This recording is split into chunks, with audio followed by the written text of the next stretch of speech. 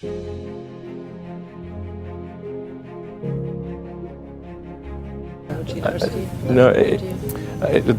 it's not. There's no need even to have a college degree at all, or even high school.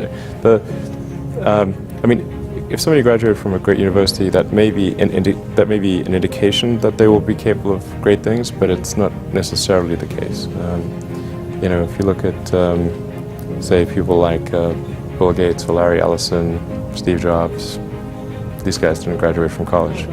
But if you had a chance to hire them, of course, that would be a good idea. So, you know, just looking just for evidence of exceptional ability, and if there's a track record of exceptional achievement, then it's likely that that will continue into the future. How I describe myself? Well, I mean, I seem to have a high innate drive, and that's been true even since I was a little kid. You know, I really had a very strong drive. Did all sorts of risky things when I was a kid that like, why did I do those things? They're crazy. I care a lot about the truth of things and trying to understand the truth of things. I think that's important. You know, if you're going to come up with some solution, then the truth is really, really important, I think. I try to think of, I mean, it's difficult to obviously come up with like things that are praise for oneself, you know, or like, there's bad and good here, but I think like sometimes they're just like the things that seem quite clear and obvious to me, and I don't understand why they aren't so obvious to everyone. Sure. So how would you educate your 5 boys? Actually, I created a little school. Yeah. What kind of school? Could you describe to us? Sure. I mean, it's small. It's only got 14 kids now, and it'll have 20 kids in September. It's called Ad Astra, which means to the stars. That's maybe a bit different from most other schools, is that there aren't any grades. There's no like not grade 1, grade 2, grade 3 type of thing. And making all the children go in the same grade at the same time, like an assembly line. I know. You know, because some people love English or languages, some people love math, some people love music, and they have different abilities at different times. It makes more sense to cater the education to match their aptitudes and abilities. So I think that's one principle. Another is that it's important to teach problem solving, or teach to the problem, not to the tools. So this would be like, let's say you're trying to teach people about how engines work, or you know, you could start by a more traditional approach would be to say, well, we're going to teach you all about screwdrivers and wrenches, and you're going to have a course on screwdrivers, a course on wrenches, and all these things. And this is a very difficult way to do it. A much better way would be like, here's the engine. Now let's take it apart. How are we going to take it apart? Oh, you need a screwdriver. That's what the screwdriver is for. You need a wrench. That's what the wrench is for. And then a very important thing happens, which is that the relevance of the tools becomes apparent. So all your 5 boys are in that school? Yes. Until when? This is from So preschool to... far it's only 1-year-old. They like it. They like it? Yeah. And you want to keep them away from regular schools? No, I just didn't see that the regular schools, they weren't doing the things that I thought should be done. Like, you know, those 2 principles, they weren't adhering to those principles. So I thought, well, let's see what we can do. Maybe creating a school will be better. And actually hired a teacher from the school they were at, who also agreed with me that there was a better way to do it. Have they surprised you in a way of their innovative thinking? Yeah, it seems to be going pretty well. I mean, the kids really love going to school. I think that's a good sign. You know, I mean, I hated going to school when I was a kid. It was torture. So the fact that they actually think vacations are too long, like they want to go back to school. Yeah, exactly. I know. What is it you have in common with them? Well, I mean, those are pretty different personalities, you know, between Gates and Jobs and Ellison. I think you know, all 3 of those were technologists, but with different types of skills. You know, Jobs was obviously very good with aesthetics, and he he understood technology, of course, and he really understood what people wanted even when they didn't know it themselves. And he was not afraid to break boundaries, but like say, like Gates would probably be better at sort of raw engineering and technology than Jobs, but not as good on aesthetics. But I mean, all of these guys are they're obviously very driven, and they're very talented, and they're able to attract great people for the company.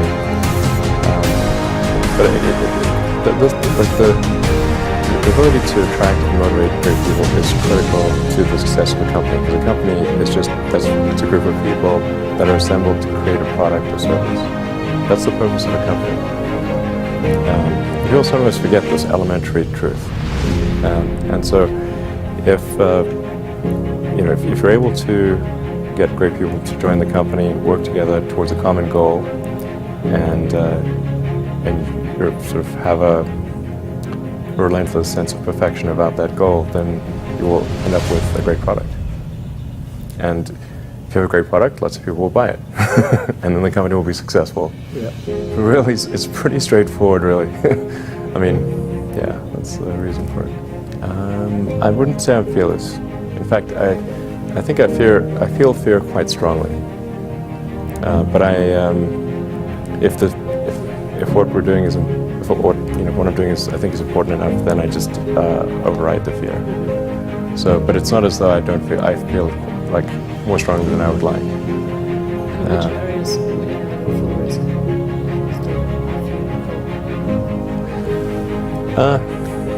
Well, it really depends on the stakes. If the stakes are high, if it's really important, then I will overcome the fear and just do it anyway. But essentially, I mean, I just drive overrides fear, but I feel the fear. It's kind of annoying. I wish I felt it less. So, yeah. All these introspective questions are interesting. I get to ask these very often. And then, like, I'm trying to think, like, what is like an accurate reply? And some of these, it's like it's hard to evaluate yourself in these things. Which one?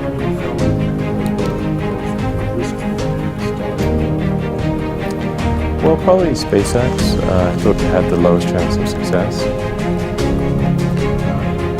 I mean, I thought both Tesla and SpaceX would fail at the beginning. You saw it? Yeah, sure. Of course. I expected to.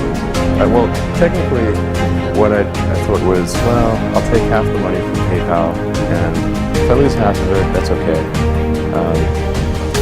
But then, of course, the companies encounter difficulties, and then have a choice of either let the company die, or put all the money into the companies.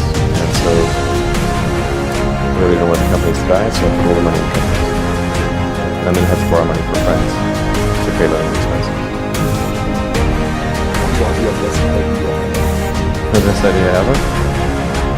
It's tricky. I suppose coming to North America was my best idea, because I think these things would not have been accomplished. Almost anywhere else. It's really hard to start a company, but and particularly California, Silicon Valley is very conducive to startup companies,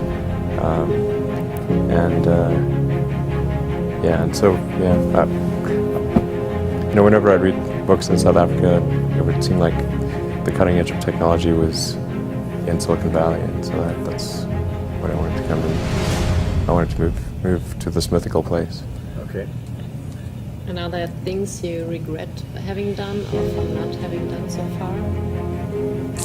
Well, there's lots of things that, when life is short, and there's lots of things that could be done that one can't necessarily do.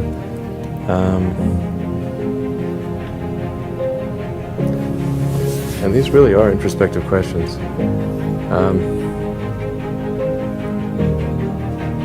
I think that No, I mean, overall, I think I'm pretty happy with what where things are. It's hard not to be, honestly. That'd be, yeah. Things are in a good place right now, and I mean, I'd like to, looking ahead, I'd like to see humanity go beyond Earth and have people on Mars. That would be really great. And to see widespread adoption of electric vehicles and renewable energy. These are great things. And yeah, I think those would be really, really cool.